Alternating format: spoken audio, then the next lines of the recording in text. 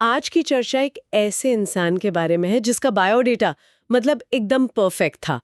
कन्नौज का एक ब्राह्मण जिसे वेद और शास्त्र मुंह जबानी याद थे, व्यवहार में विनम्र, सदाचारी और पूरी तरह से आत्मनियंत्रित।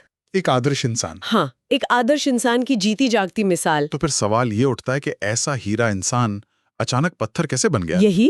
यही तो सबसे बड़ा सवाल है। कैसे वो अपने रास्ते से इतना भटका कि उसने अपना परिवार, अपना धर्म, सब कुछ त्याग दिया और पाप के एक ऐसे दलदल में धंस गया जहां से निकलना नामुमकिन सा लग रहा था। आज हम इसी कहानी की परतों को खोलेंगे। हमारे पास जो सूत्र है वो श्रीमद् भागवत के 6 स्कंध से आते हैं। अच्छा। और वहां अजामिल की कहानी को सिर्फ एक कथा की तरह नहीं, बल्कि कर्म, धर्म और भक्ति के सिद्धांतों को समझाने के लिए एक केस स्टडी की तरह इस्तेमाल किया गया है। एक केस स्टडी, दिलचस्प। हाँ, ये कहानी इंसान की कमजोरियों की है, माया की शक्ति की, और फिर कैसे पश्चाताप और उद्धार का एक हैरान कर देने वाला रास्ता भी खुलता है। चलिए, तो फिर इस केस स्टडी को शुरू से समझते हैं।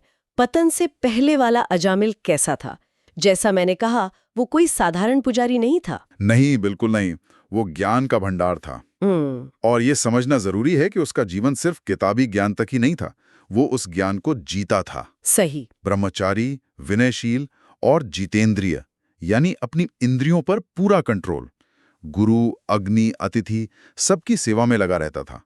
उसमें जरा सा भी अहंकार नहीं था। अच्छा। वो हर किसी का भला चाहता था। सीधे शब्दों में कहें तो वो उस समाज का रोल मॉडल था।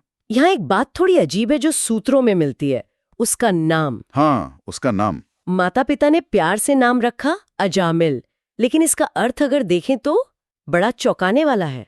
अजा का मतलब है माया और मिल का मतलब है उसमें लिप्त रहने वाला। ये एक तरह की विडंबना है, या शायद एक चेतावनी।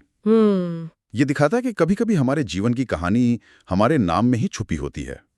खैर, नाम जो भी था, उसका जीवन तो एकदम सही रास्ते पर था। बिल्कुल। पर फिर एक दिन सब कुछ बदल गया। और यहीं पर कहानी एक नाटकीय मोड़ लेती है। पिता ने उसे जंगल से पूजा के लिए कुछ फल फूल लाने को कहा। एक सामान्य सा काम। हाँ, बिल्कुल। वो गया और लौटते समय रास्ते में उसने एक दृश्य देखा। एक आदमी और एक औरत जो शायद वेश्या थी, शराब पी रहे थे और सबके सामने अश्लील हरकतें कर रहे थे। और बस वही एक पल। वो एक दृश्य उसके दिमाग पर एक हथौड़े की तरह लगा। अजामिल जैसा इंसान जिसका अपनी इंद्रियों पर इतना नियंत्रण था, वो भी फिसल गया। यही तो बात है। उसका सालों का ज्ञान, तप और सेल्फ कंट्रोल एक ही झटके में बिखर गया। एक मिनट, यहाँ रुकते हैं। ये बात थोड़ी हजम नहीं हो रही। पूछिए। एक गुणी इंसान जिसने पूरी जिंदगी तपस्या में बिताई, वो बस एक सीन देखकर रास्ते से भटक गया। आज के जमाने में ये थोड़ा अजीब लगता है। सही सवाल है। क्या सूत्रों में इसका कोई मनोवैज्ञानिक कारण बताया गया है, या हमें इसे सिर्फ एक अलौकिक शक्ति, माया मान लेना चाहिए? बहुत अच्छा सवाल है। और सूत्र इसी कॉन्सेप्ट को माया कहते हैं। माया। लेकिन माया का मतलब कोई जादू टोना नहीं है। इसे आप एक गहरा मनोवैज्ञानिक ट्रिगर समझ सकते हैं। अच्छा, एक ट्रिगर? हाँ, हमारे मन के अंदर जो दबी हुई वासनाएं होती है ना, जी, जिन्हें हम ज्ञान और अनुशासन से ढक कर रखते हैं, जी, पर जब सही ट्रिगर मिलता है तो वो ज्वालामुखी की तरफ फट पड़ती हैं। रामचरितमानस में कहा गया है, ज्ञानी कर चित्त अपरही बरजाही विमोह मन करही। इसका मतलब है कि माया ज्ञानियों के चित्त को भी जबरदस्ती अपनी ओर खींचकर मोह में डाल देती है। तो माया के इस आइडिया को और बेहतर समझने के लिए क्या सूत्रों में कोई और उदाहरण भी है? हाँ, बिल्कुल। कोई ऐसी कहानी जो दिखाती हो कि बड़े बड़े ज्ञानी भी कैसे फिसल सकते हैं? हाँ, एक बहुत दिलचस्प कहानी है जैमिनी ऋषि और व्यास भगवान की। ओके। व्यास जी ने शास्त्रों में लिखा कि इंसान को अपनी माँ, बहन या बेटी के साथ भी अकेले में नहीं बैठना चाहिए। ये तो काफी सख्त नियम लगता है। हाँ, क्योंकि इंद्रियां इतनी बलवान होती हैं कि वो बड़े बड़े विद्वानों का मन भी भटका सकती हैं। अच्छा। जैमिनी ऋषि को भी यही लगा। ओके। उन्हें अपने ज्ञान और तप पर बहुत भरोसा था। उन्होंने सोचा कि ये नियम आम लोगों के लिए होगा, मेरे जैसे जितेंद्रिय के लिए नहीं। तो उन्होंने उस श्लोक को बदल दिया। क्या लिखा? उन्होंने लिख दिया कि विद्वानों को विचलित नहीं कर सकती। जब व्यास जी को पता चला तो उन्होंने उनकी परीक्षा लेने की सोची। अच्छा, फिर क्या हुआ? व्यास जी एक खूबसूरत औरत का रूप धरकर तूफानी रात में भीगते हुए जैमिनी के आश्रम पहुंचे। ओके। और रात भर के लिए पनाह मांगी। जैमिनी ने पहले तो मना किया, पर फिर दया करके उसे एक अलग कमरे में सोने की इजाजत दे दी। लेकिन जैसे जैसे रात बीती, जैमिनी का मन बेचैन होने लगा। ओहो! आखिरकार वो खुद को रोक नहीं पाए और उस औरत के कमरे का दरवाजा खटखटाने लगे। और जब दरवाजा नहीं खुला तो वो छत के रास्ते से कूद के अंदर पहुंच गए। बिल्कुल। और अंदर उन्होंने क्या देखा? क्या? वहां कोई औरत नहीं, बल्कि खुद व्यास भगवान बैठे थे। जैमिनी ऋषि शर्म से पानी पानी हो गए। बाप रे! तो इससे हमें पहला बड़ा सबक मिलता है, आध्यात्मिक सफर में आत्मविश्वास सबसे बड़ा धोखा हो सकता है। सही बात है। ज्ञान या तपस्या इस बात की गारंटी नहीं है कि आप कभी नहीं फिसलेंगे। और जैमिनी अकेले नहीं थे। विश्वामित्र और सौभरी ऋषि जैसे महान तपस्वियों की कहानियां भी हमें यही सिखाती हैं। तो अजामिल की कहानी पे वापस आते हैं। बिल्कुल। उस एक घटना के बाद उसकी दुनिया पूरी तरह से पलट गई। पूरी तरह से।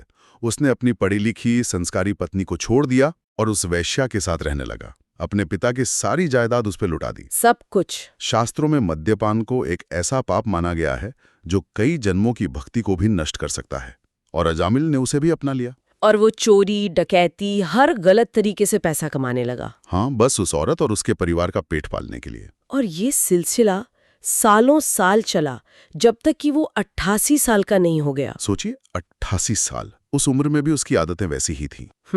और ये आज के समय के लिए भी एक बहुत बड़ी चेतावनी है। देखिए, उम्र बढ़ जाती है, शरीर बूढ़ा हो जाता है, पर मन की इच्छाएं वो जवानी रहती हैं। हाँ बिल्कुल। आंखों की रोशनी चली जाती है, पर देखने की इच्छा नहीं जाती। पाचन शक्ति कमजोर हो जाती है, पर खाने की इच्छा बनी रहती है। ये भी अजामिल की भोग वृत्ति का ही एक मॉडर्न रूप है। तो क्या उसके लिए उम्मीद की कोई किरण बची ही नहीं थी?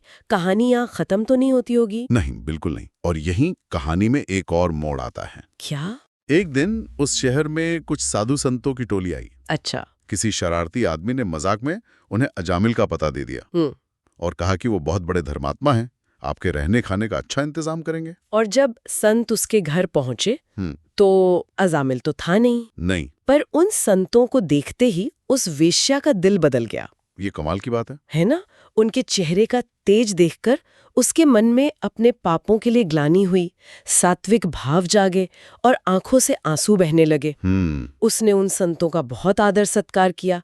जब अजामिल नशे में धुत कंधे पर शिकार किए जानवर को लादे हुए लौटा तो उस औरत ने उसे नहलाया, मतलब उसे तैयार किया। हाँ, साफ कपड़े पहनाए और कान में समझाया कि बस संतों के सामने लेटकर प्रणाम करना, मुंह मत खोलना। और वो तोते और बगुले वाला उदाहरण भी दिया। हाँ, कि तोता ज्यादा बोलता है तो पिंजरे में कैद होता है और बगुला चुपचाप ध्यान लगाता है तो आजाद रहता है। संत तो सब समझ रहे होंगे कि ये आदमी कैसा है। बिल्कुल, वो सब जानते थे, फिर भी उन्होंने उसका आतिथ्य स्वीकार किया।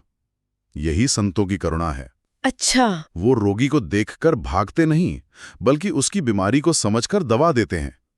वो जानते थे कि अगर आज हम यहाँ से चले गए तो इन दोनों का उद्धार कभी नहीं होगा। तो उन्होंने क्या दवा दी? उन्होंने अजामिल की हालत देखकर उसे एक बहुत ही सरल उपाय बताया। क्या था वो उपाय? उन्होंने कहा, तुम्हारे 9 बेटे तो हैं ही, अब हमारे आशीर्वाद से तुम्हें एक और बेटा होगा। तुम बस उसका नाम नारायण रख देना। नारायण यानी भगवान विष्णु का नाम। ये एक बहुत ही सीधा सा प्लान लगता है। हाँ, पर बहुत गहरा।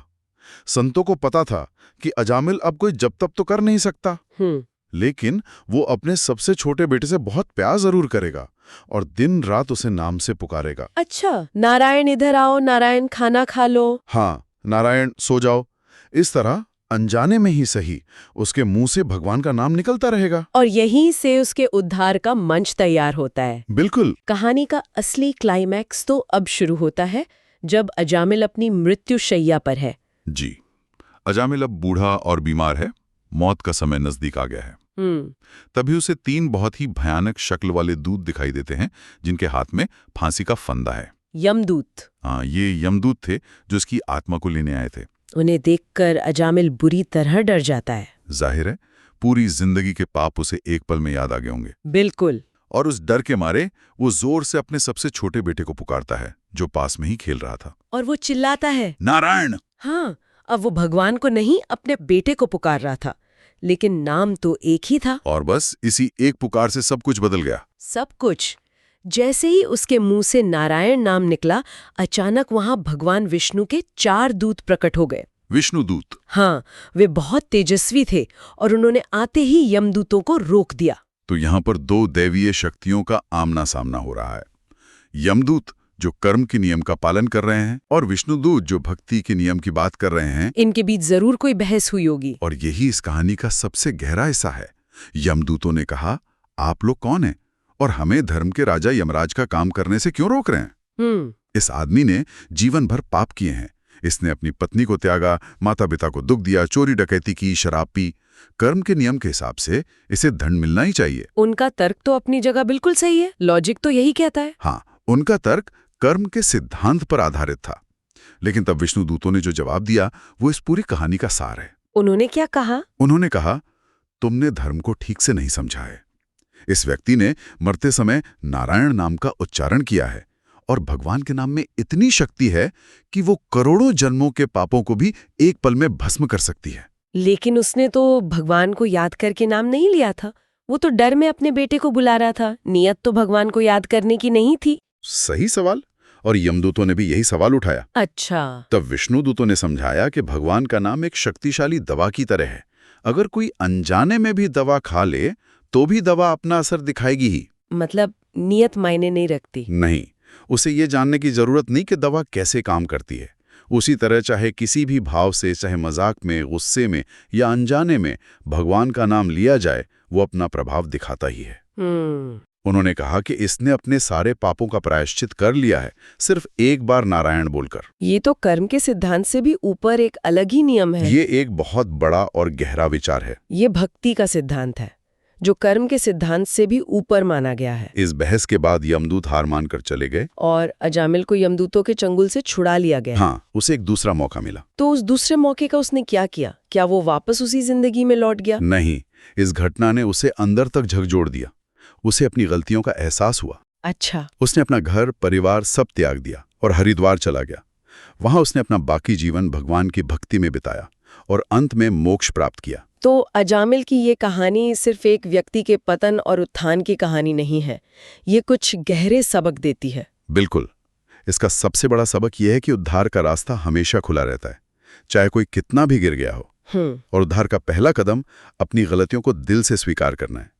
जब विष्णुदूतों और यमदूतों की बातें अजामिल ने सुनी, तब उसे असल में महसूस हुआ कि वो कितना बड़ा पापी है। यही सच्चा पछतावा है।